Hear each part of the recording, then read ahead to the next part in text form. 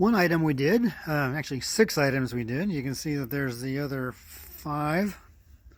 1, 2, 3, 4, 5, 6. We replaced these whole assemblies because on quite a few of them, they had overfilled the grease. They overfilled the grease. They over-maintained the grease, and it blew the seal out of the back, which sprayed grease around the inside of the wheel and caked up the brake shoes and caused the brakes not to work very well, or not at all. So we got 6 new of these, 6 throughs. We took all the rims down to a brake place and had them resurfaced.